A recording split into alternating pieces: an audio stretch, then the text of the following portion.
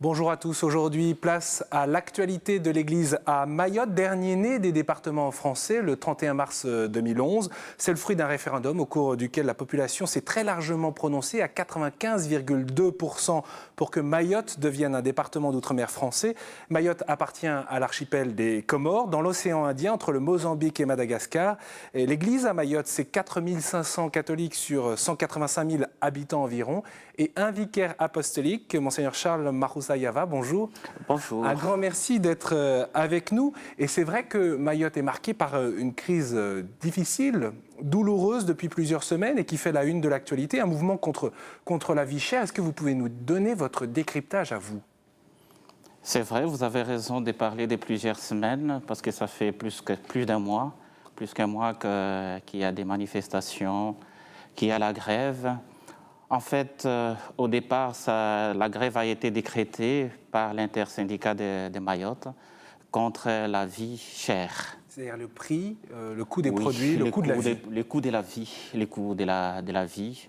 Donc, pour les paniers de la ménagère, ce n'est pas si facile de tenir les coûts. Pour cette raison, je crois que l'intersyndicat a dû décréter cette grève qui, malheureusement, a dégénéré. Il y a eu de la violence, des affrontements. Oui, il y a eu de la violence parce que les pompiers ont dû intervenir et dans l'intervention, malheureusement, le 19 octobre, un jeune manifestant a trouvé la mort. Il y a eu l'expertise qui a été demandée, qui a été faite. Finalement, on a dit qu'il est décédé suite à l'intervention des pompiers. Mais la contre-expertise a été demandée aussi et elle a été faite. Nous attendons encore le résultat. Je ne sais pas quel donnera ce résultat. Quels sont vos points d'attention, vous, en tant qu'évêque de Mayotte? Est-ce que, d'une certaine manière, vous comprenez ce soulèvement, cette manifestation de la population contre le prix de la vie? Évidemment, bon, je comprends bien ce qui se passe. Je parlerai d'une crise sociale qui s'est passée dans l'île. Ce n'est pas si facile pour les Mahorais de vivre. Bon, malheureusement qu'il y a eu mort d'homme, donc ça, tout le monde les déplore. Mais la grève, je crois que ça soit décrété. Bon, c'est une façon de s'exprimer, de demander. À travers votre propos, on a l'impression que vous soutenez, au fond, ces manifestations. Soutenir, moi, je ne veux pas m'engager sur un terrain qui est tout à fait politique. Moi, je ne veux pas m'engager sur un terrain qui est tout à fait politique. Mais je regarde du moins ce qu'est la vie à Mayotte. Alors, il y a un des points, peut-être vu de métropole, qu'on ne comprend pas bien. On se dit, le 31 mars 2011, Mayotte est devenu le dernier né des départements français, le 101e département français, département d'outre-mer. Et pourquoi, quelques mois après, cet éclatement de violence et au fond de mécontentement, y compris à l'égard du gouvernement et la manière dont les choses sont gérées? Au-delà de la question politique, ça pose question, au fond. Oui. Bon, je vous ai dit que la situation a tout simplement dégénéré à cause de la mort de ces jeunes hommes ou de ces pauvres jeunes hommes. Mais au départ, je ne crois pas que c'est ce qui était prévu. Mais ce qui est aussi vrai et qu'il y a des mécontentements dans les pays. Quand je dis pays, donc je vais parler de l'île de Mayotte. Donc il y a des mécontentements. Depuis que c'est devenu un département, les choses traînent, donc les standings de vie, ça n'arrive pas tel que la population l'avait souhaité en demandant qu'il devienne département. Et c'est vrai qu'il y a des déséquilibres. Hein. Voilà, par exemple, les fonctionnaires métropolitains ont des primes alors que les Mahorais n'en ont pas, par exemple. Voilà, donc sur ces plans, entre autres, c'est ça. Un sentiment d'injustice, autrement dit? Un sentiment d'injustice, donc parce qu'ils l'écrivent et même ils les disent.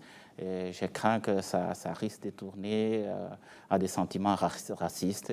Oui, d'ailleurs, on a vu des tensions entre des jeunes issus des quartiers défavorisés participer à ce qu'on appelle des manifestations anti-blancs, ce qui est quand même particulier. Oui, je crois que si on est arrivé là, c'est clair, maintenant, il y a une fossé, donc fossé entre riches et pauvres. Mais de l'autre côté, qui dit riche, donc il voit les blancs, donc, ce qu'on même appelle les Mozongo, et de l'autre côté, les pauvres, donc ce sont les Mahorais. Voilà. Comment sortir de cette crise, pour vous? Comment sortir de cette Au-delà des crise? questions de négociations, syndicats, oui. gouvernement, Il- sur le fond, sur la crise sur les questions de fond que vous évoquiez. Oui, sur le fond de la crise comme telle, je crois qu'il y a des négociations. Il ne faut pas qu'on perde cela. Il y a des négociations qui sont en train de se tenir et qui se font. J'espère qu'avec ces négociations, on arrivera à dénouer en fait la situation ou bien la crise comme elle se passe. Et la contribution des chrétiens, ils sont 4500 sur 185 000 habitants, qui sont pour la grande majorité musulmans. Est-ce que ces chrétiens, ils ont un rôle particulier justement de lien par-delà les cultures, par-delà les appartenances, et aussi au service des plus pauvres et au service de la justice? Bon, des liens, je n'en vois pas tellement parce qu'il faut dire que celui qui est chrétien, ou tous les chrétiens à Mayotte, ce sont tous des étrangers. Quand je parle d'étrangers, je vais dire ceux qui viennent d'ailleurs, ils ne sont pas natifs de Mayotte. Et je vais parler, voilà, qui viennent de Madagascar, qui viennent des autres îles voisines, telles que la Réunion, des Créoles, de l'île Maurice, pourquoi pas des Comores, voilà. Et évidemment, des métropolitains, parfois ils sont considérés, je pense, comme des étrangers. Et qui sont aussi des fidèles qui fréquentent les églises. Voilà, c'est ça nos fidèles. Donc sur ce plan, il n'y a pas tellement de liens avec. Par contre, j'ai même une crainte que nous soyons considérés comme Église, que c'est une Église étrangère et que nous ne faisons rien justement pour la population. Et pourtant, nous avons une délégation de secours catholique qui est sur place et qui fait quand même pas mal de choses pour les démunis de la population. Ça ne doit pas être évident, effectivement, d'être un petit noyau, un petit troupeau de catholiques dans un pays à majorité musulmane, mais qui doit répondre à la laïcité à la française, si je puis dire, où il y a pas où il y a la liberté religieuse, la liberté de conscience. Oui, c'est pas du tout. Vous êtes vicaire apostolique également pour les Comores, enfin pour l'ensemble de l'archipel des Comores. Aux Comores, c'est différent. Oui, aux Comores, c'est tout à fait différent. À Mayotte, comme vous avez dit, l'État est laïque, il y a la liberté de religion, chacun peut choisir la religion de son choix, et même il y a le respect d'opinion. Par contre, à Moroni, l'État, c'est un État islamique, et l'islam, c'est la religion de l'État. Donc, vous naissez comorien, ça signifie que vous naissez aussi musulman. Alors, les chrétiens qui sont là aussi, ce sont tous des étrangers qui viennent travailler sur cette île. On a l'impression qu'à Mayotte, au fond, c'est pas un État islamique, évidemment, puisque c'est un département français, mais que d'un point de vue culturel, l'appartenance religieuse, quand on est mahorais, on est aussi musulman? Oui, quand on est mahorais, on est aussi musulman. Alors, comment l'Église vit la mission? Parce que l'Église, par définition, elle est missionnaire. Oui, l'Église est missionnaire. L'Église est missionnaire. Mais il y a quand même des chrétiens à Mayotte. Il y a des chrétiens, bien qu'ils ne soient pas mahorais, mais ce sont des chrétiens. Il y en a quelques-uns quand même, des chrétiens mahorais? À ma connaissance, bon, je ne voudrais pas dire grand-chose, mais j'en connais au moins une mahoraise qui a fait le choix d'être chrétienne, d'être chrétienne. Elle est chrétienne, elle est pratiquante. Eh bien, je sais qu'elle a souffert. Parce que ce n'est pas accepté par les familles, par la société? Non, ce n'est pas accepté par la société ni par les familles. Comme quoi, c'est pas rien dans un département français. Oui, au fond, que la liberté religieuse en acte. Ça, c'est la culture, je dirais, c'est la culture mahoraise, hein, donc c'est imprégné de l'islam. Donc c'est l'islam qui règne tout simplement. Et par rapport à ça, comment les catholiques vivent la mission? Je repose ma question parce que je crois que c'est quand même essentiel. Est-ce qu'ils restent entre eux? Est-ce qu'ils sont par nécessité contraints de rester entre eux? Non, ça veut dire rester entre eux.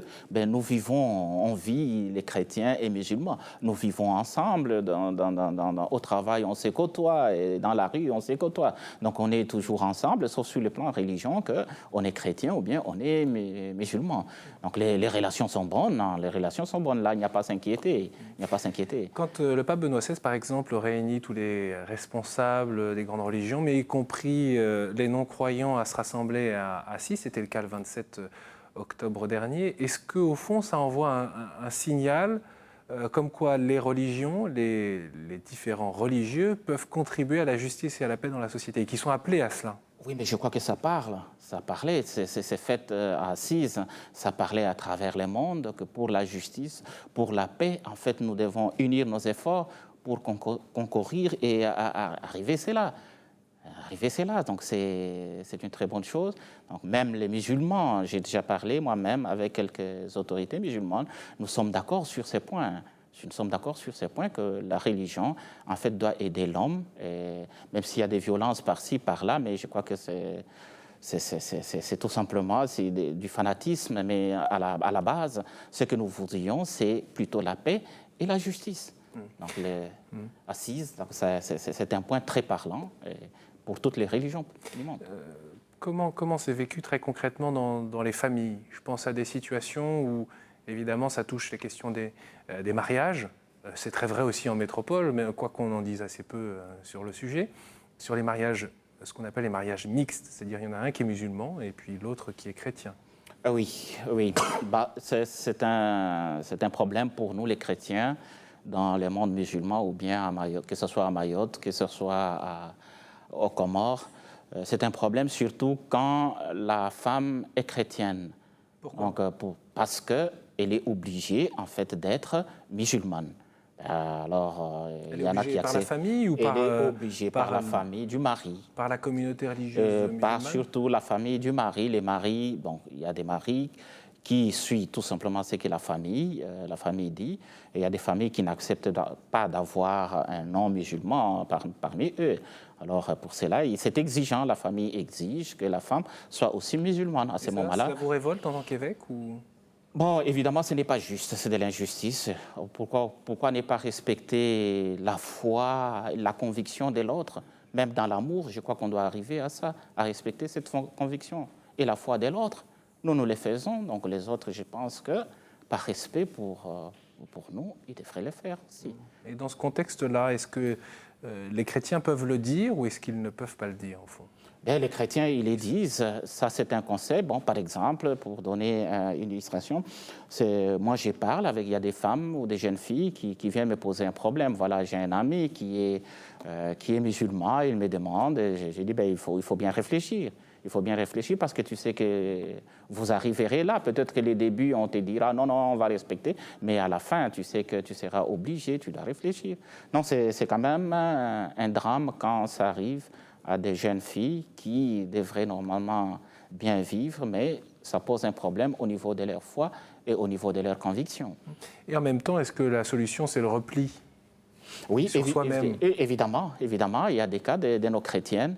Quand on l'oblige comme ça, elle ne veut pas devenir musulmane, mais elle ne vient plus non plus chez nous au culte parce que ça ne va pas. Alors, elle s'enferme sur elle-même, elle reste à la maison, elle est là, elle devient sans religion, à cause tout simplement de l'amour, parce qu'elle a aimé ou bien à cause de ses mariages. Et comment dépasser pour vous ces questions de manque de respect, bien sûr, à la liberté de conscience et de religion, mais aussi de dignité de la femme, d'une certaine manière? Oui, évidemment, il y a la dignité de la femme qu'il faut évoquer là-dedans. Par contre, quand je regarde la société, qu'elle soit mahoraise, qu'elle soit comorienne, c'est une société matriarcale, donc la femme a une certaine dignité.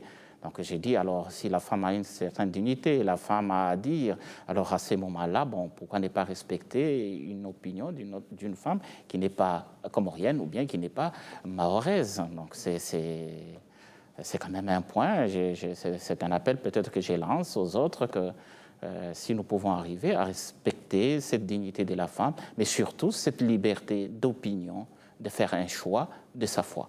Quel regard vous portez au fond sur les familles mahoraises dans leur vie spirituelle, quelle que soit leur appartenance religieuse? D'ailleurs, quel regard vous portez sur ce peuple mahorais? Bon, les peuples mahorais, c'est quand même un bon peuple, oui, ce sont des gens... vous êtes un bon évêque quand vous dites ça.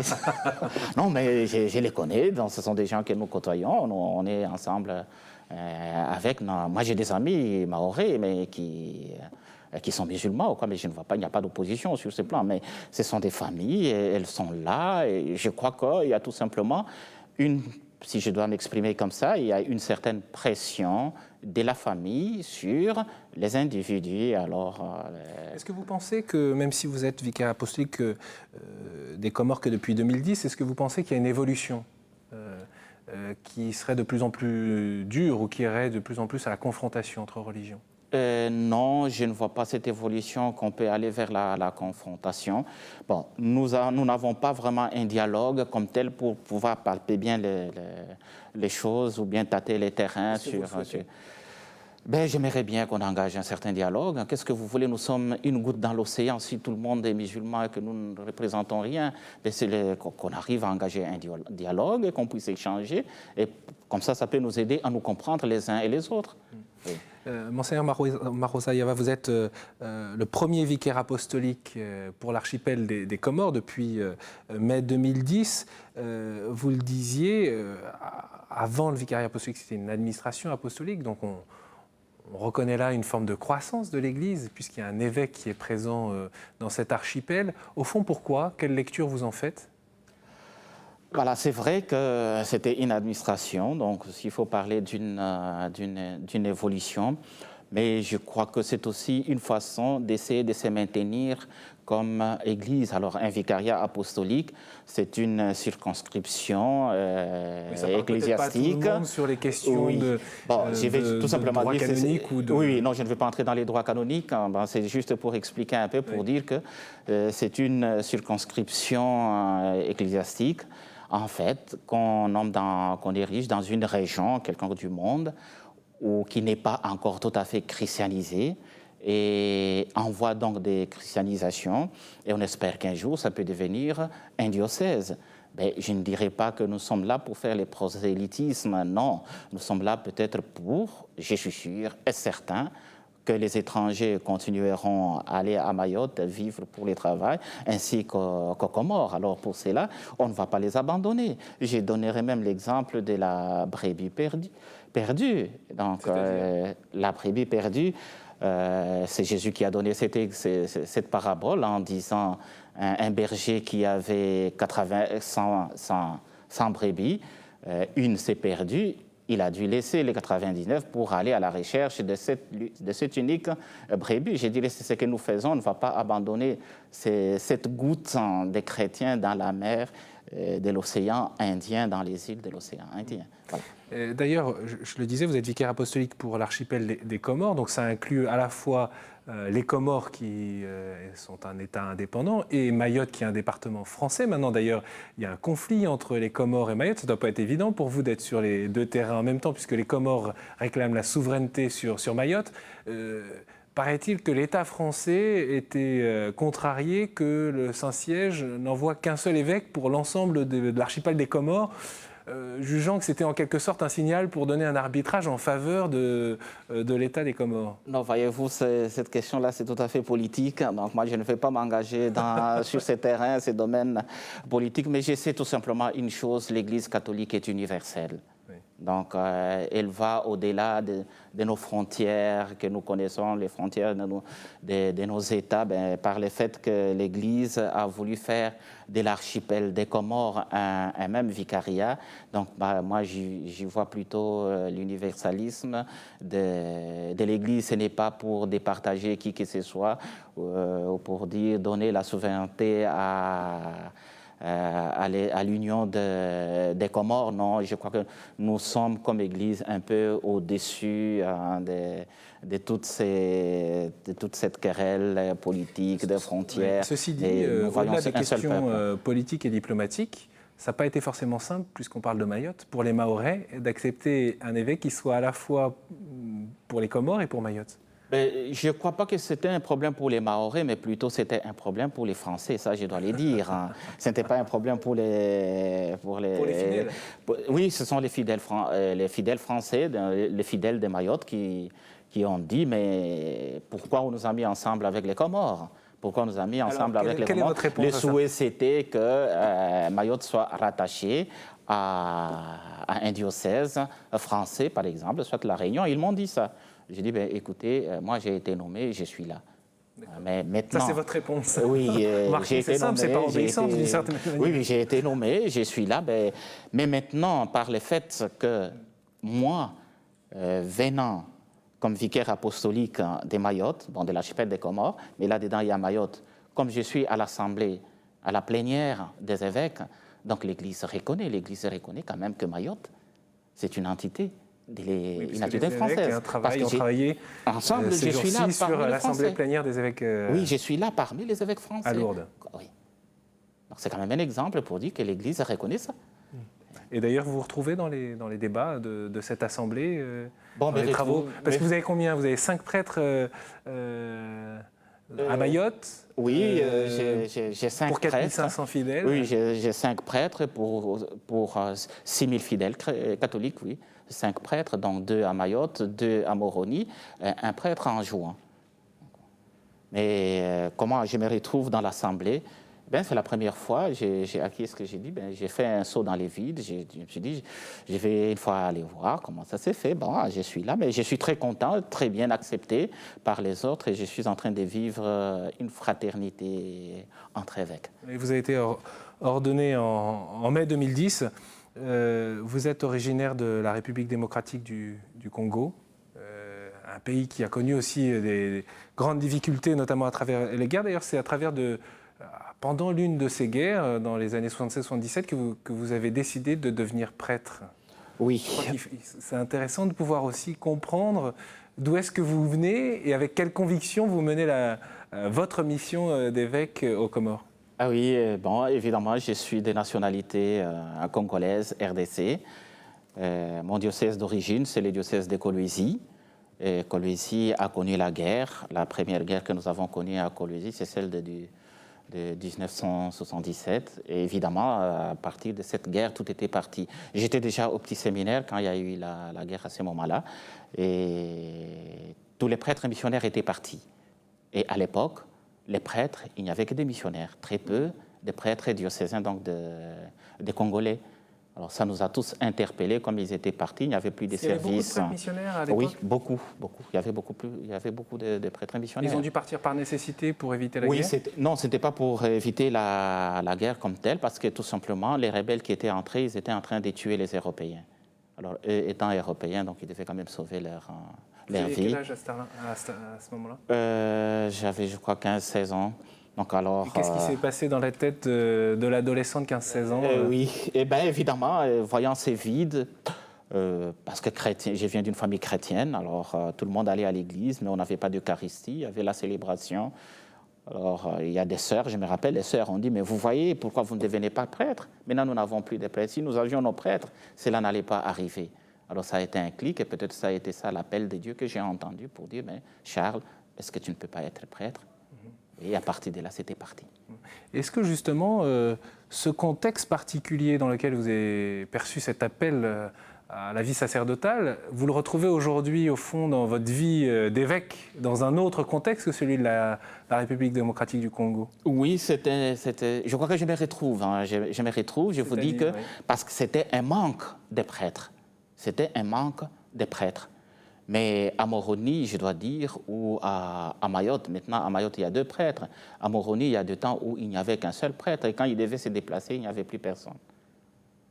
Maintenant, je crois que j'essaie de répondre encore à cet appel pour être là où il y a un vide. Vous espérez un jour des prêtres issus de la population de Mayotte, la population locale? Bon, disons l'espoir, dit-on, l'espoir fait vivre. L'espoir fait... c'est l'espérance qui fait tenir. Hein. Voilà, l'espoir fait vivre, l'espérance. Je n'y crois pas tellement, mais quand même, parce que je sais que les conversions ne sont pas possibles. Je sais que les conversions... Elles sont rendues impossibles, plutôt. Elles sont rendues impossibles. Mais je compte beaucoup plus sur la population, par exemple, malgache, que de ces populations. Nous pourrions avoir des vocations un jour. Quelle prière vous souhaitez des fidèles de la métropole qui découvrent peut-être d'une manière assez surprise l'actualité de l'Église à Mayotte? Voilà ce que je vais demander aux chrétiens de la métropole, c'est de nous soutenir vraiment en prière. Nous en avons besoin et soutenir aussi les missionnaires qui s'engagent pour la bonne nouvelle à travers le monde. Et comment voir et suivre au fond cette actualité que l'on peut découvrir au fil des jours dans les médias qui concernent Mayotte?